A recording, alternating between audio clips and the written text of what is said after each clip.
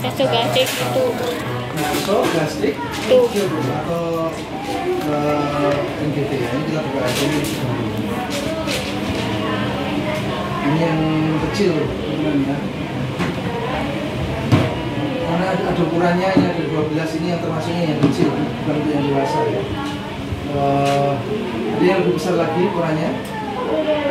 Kemudian ini adalah untuk menyambungkan dengan speknya besar ya, speknya yang 50 cc. Ini bisa untuk corong, bisa juga untuk dispekkan ya. Kalau kita butuhnya cepat, maka kita boleh pakai ini sebagai corong.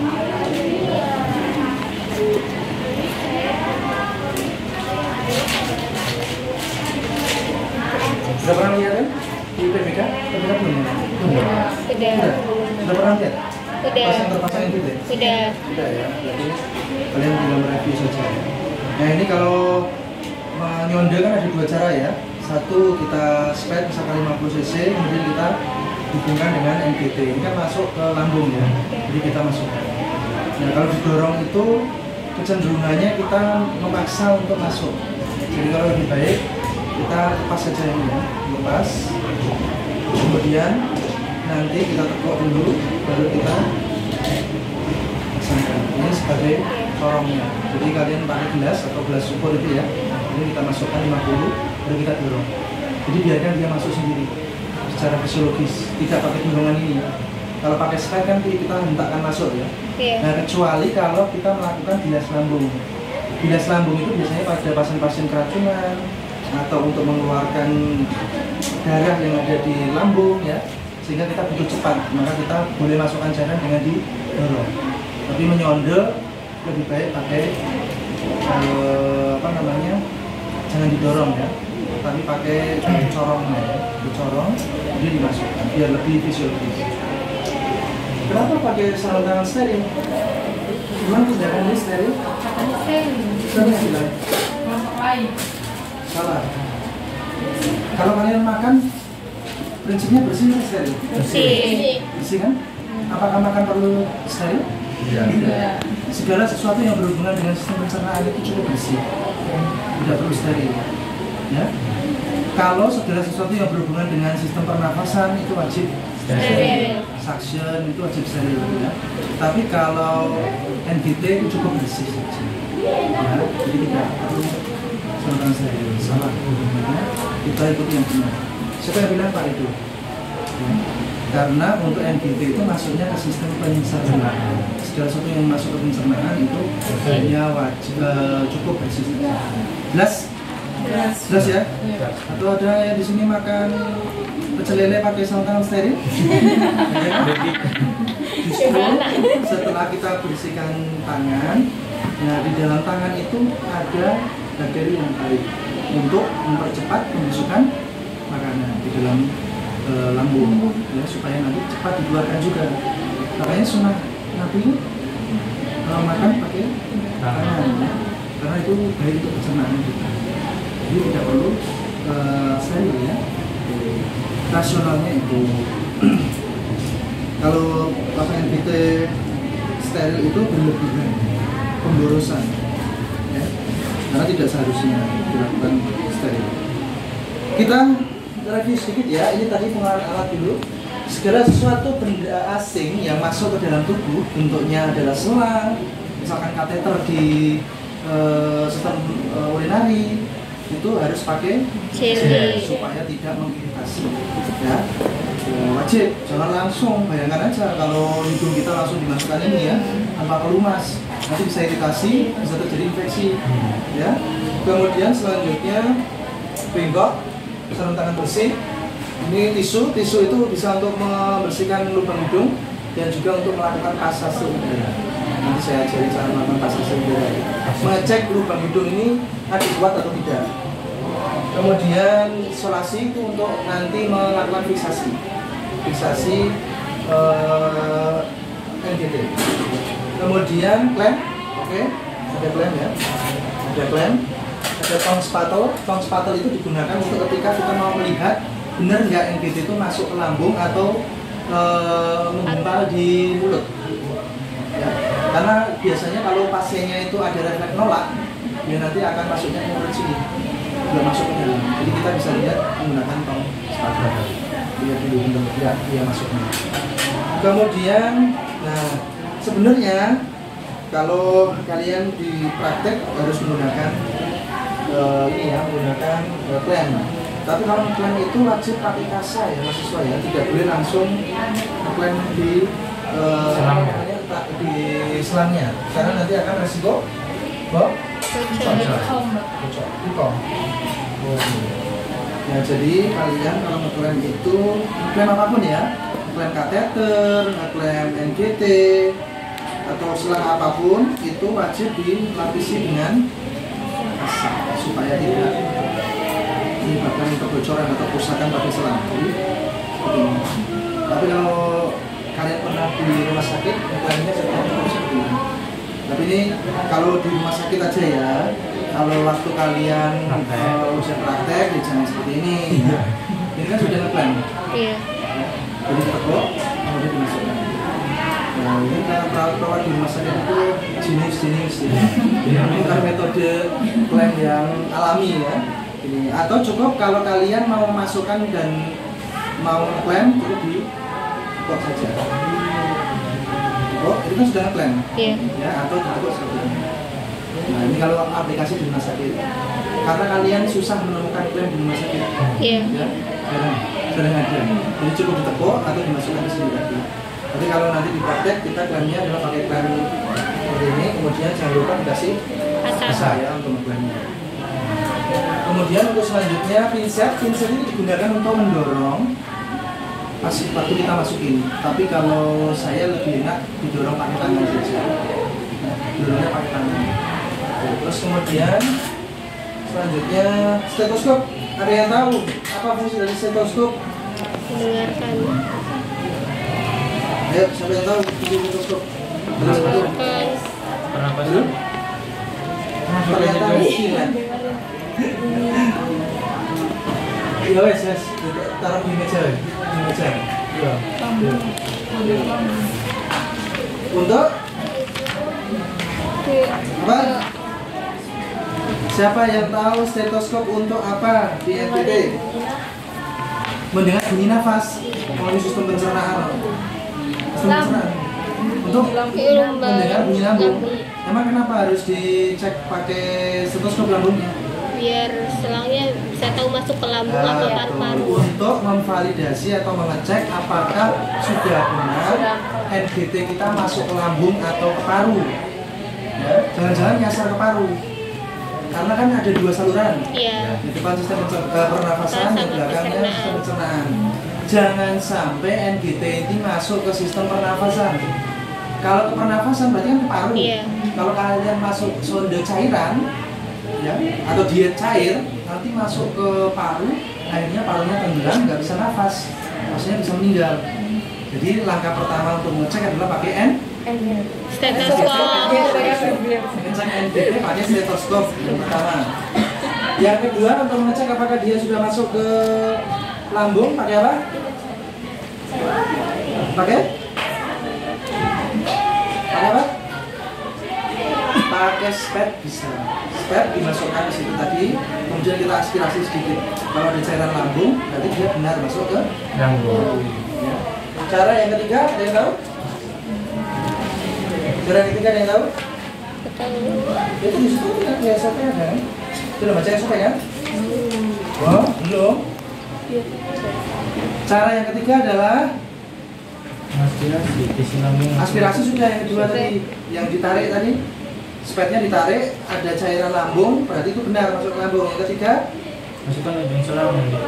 Masukkan ujung selang NGT ini ke dalam kom yang berisi air. Iya. Ya, ini kan masuk ke lambung. Kemudian ini ditekuk dulu. Ya, kalau nggak ditekuk ini udaranya masuk terus, pasien nanti kembung. Ya. Kemudian masukkan ke kom yang berisi air. Masukkan ke dalamnya. Harusnya kalau masuk ke lambung ada gelembungnya nggak? Nggak ada. Nggak ada. Karena Karena kan Nggak ada isinya udara. air. ya, karena kalau masuk ke paru itu ada udaranya. Jadi kalau ada gelembung-gelembungnya kecil-kecil, itu kemungkinan kita salah masuk ke paru, sehingga harus kita lepas. Tapi kalau sudah benar masuk lambung, berarti tidak ada udara. Jadi ada 3 cara ya untuk memastikan apakah selang NGT ini sudah masuk ke lambung atau belum. 1 pakai stetoskop, 2 pakai spek yang diaspirasi, yang ketiga pakai ujung NGT yang dimasukkan ke dalam air. Pom yang berisi air.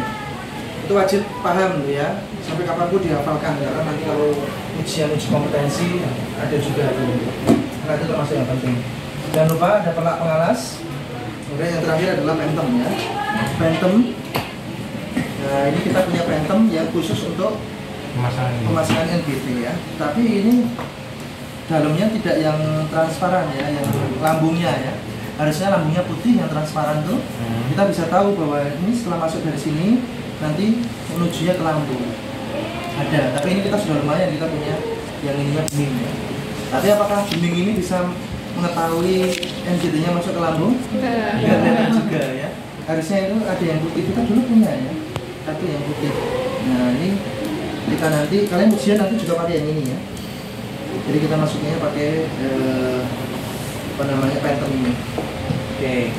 Sekarang sudah saya kenalkan semua ya untuk alat-alatnya. Speknya jangan spek kecil ya, speknya seperti ini, spek yang 50 cc ya. Kalau butuhnya 300 mili atau cc, kalian pakai 20 cc atau 10 cc ya dulu pasiennya ini ya, perdarahan atau kalau pas waktu bilas lambung ya. Jadi adanya speknya seperti itu yang sudah khusus untuk menyondel ya. Nah ini NGT itu adalah pemasangan NGT itu biasanya memang untuk pemberian nutrisi ya, nutrisi melalui selang atau pipa ke lambung ya. Dan pada pasien tidak mampu memenuhi kebutuhan nutrisi per oral karena adanya gangguan nelan. Jadi biasanya untuk pasien-pasien begini apa? Stroke. Ya, stroke itu kan kalau dia kena refleks menelannya kan nggak bisa menelan. Kemudian pasien tidak sadar ya, pasien-pasien di ICU. Tapi kalau pasien sadar yang masih bisa makan ya jangan dipasang NGT ya. Biasanya kesakitan ya dan menolak misalnya. Ya. Tujuan utamanya memang untuk memenuhi kebutuhan nutrisi, tapi bisa saja digunakan untuk yang lain, yaitu untuk bilas, dipasang, tapi tidak untuk diberikan nutrisi. Untuk pasien-pasien keracunan, ya, itu harus dikeluarkan isi lambungnya. Caranya pasangan GT, nanti kita pancing dengan air, dibilas, baru setelah itu dialirkan ke bawah, biar keluar semua. Ya. Kemudian ini indikasinya pasien yang tidak dapat makan, menelan, atau yang tidak sadar. Pasien yang terus-menerus tidak mau makan. Ya kalau per oral nggak mau makan sama sekali, intake-nya nggak ada kan bahaya. Ya, jadi mau nggak mau kita pasang. Atau pasien yang muntah terus-menerus, tidak ada intake, adanya output terus muntah, terus nggak ada intake-nya, ya udah kita mending pasang aja untuk memastikan bahwa ada intake yang masuk. Atau pada bayi baru lahir ya, yang mengalami berat badannya yang rendah, BLR ya, pasien-pasien BLR itu kan belum bisa menyusu atau kita kesulitan kalau langsung kita sendokin kan nggak bisa.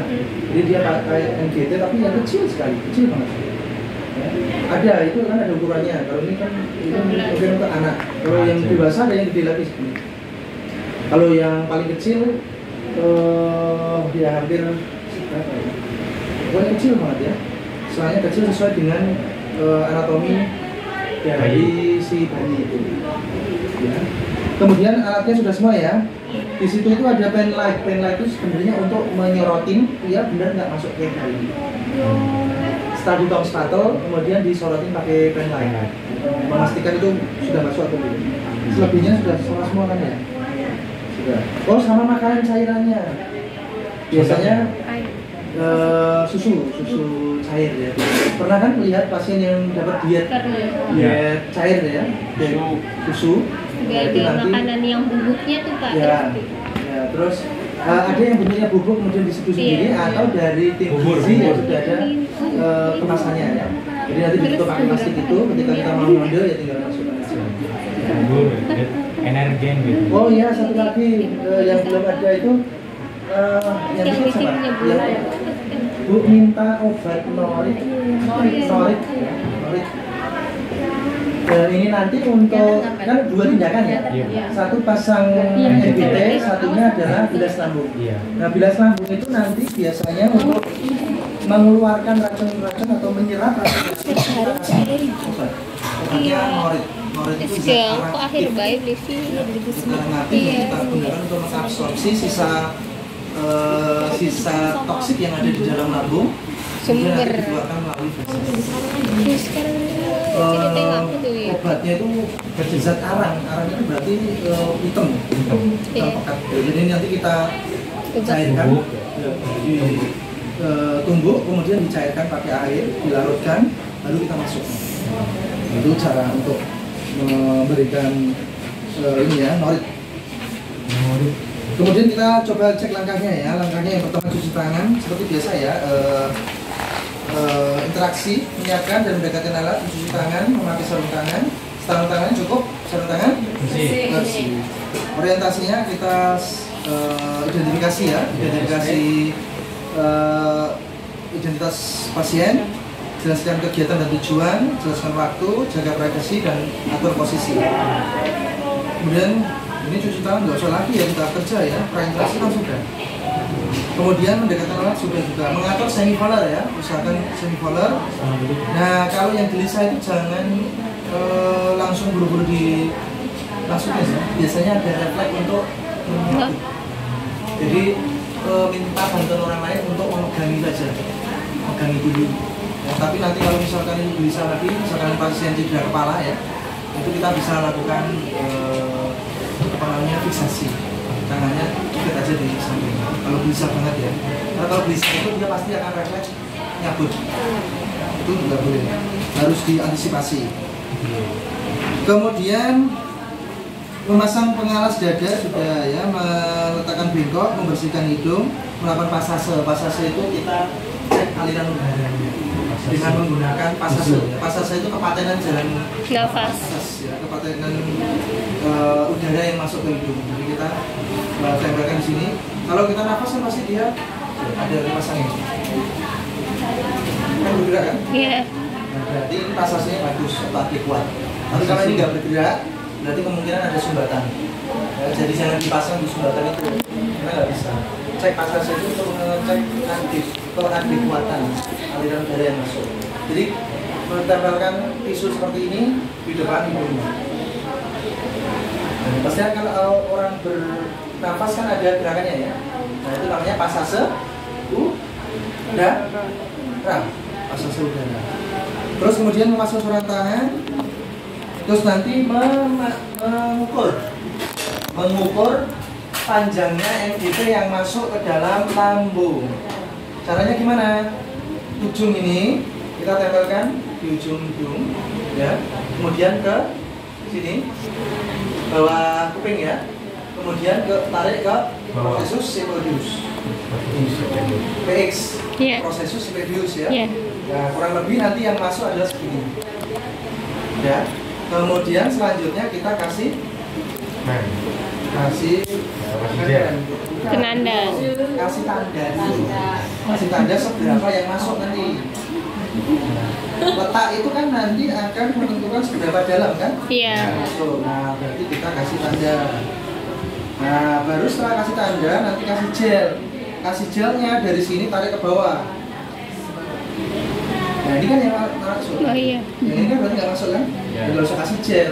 Ya, yang kasih gel itu ya dari ujung yang ini sampai ke ujung. Nah, baru nanti setelah itu kita klem, nanti kita masukkan. Nah, kita masukkan. Jelas ya? Cara menentukan posisinya. Oke, kemudian sudah ya. Kalau sudah masuk maka tugas kalian belum berakhir. Jangan puas diri dulu. Ya, harus pastikan dengan 3 hal tadi. Mengecek 3 hal tadi. Kalau sudah benar masuk ke lambung, baru fiksasi di hidung. Kan masuk di sini. Iya. Ini fiksasi di hidung biar gak kemana-mana. Iya. Ya. Terus kemudian selanjutnya, nah nanti ini langsung 2 tindakan ya. Setelah terpasang itu bisa kita kasih makan kalau tujuannya memang memberikan nutrisi, ya. Tapi kalau di kasus misalkan ada keracunan atau perdarahan di lambung, maka itu setelah dipasang kita lakukan Bilas lambung, lambung. atau gastric reflex, ya, atau kumbah lambung atau bilas lambung sama, ya. Kumbah. Itu adalah proses untuk mengeluarkan cairan yang ada di lambung. Itu caranya seperti itu. Oke, kita langsung praktekkan aja ya. Iya, Pak.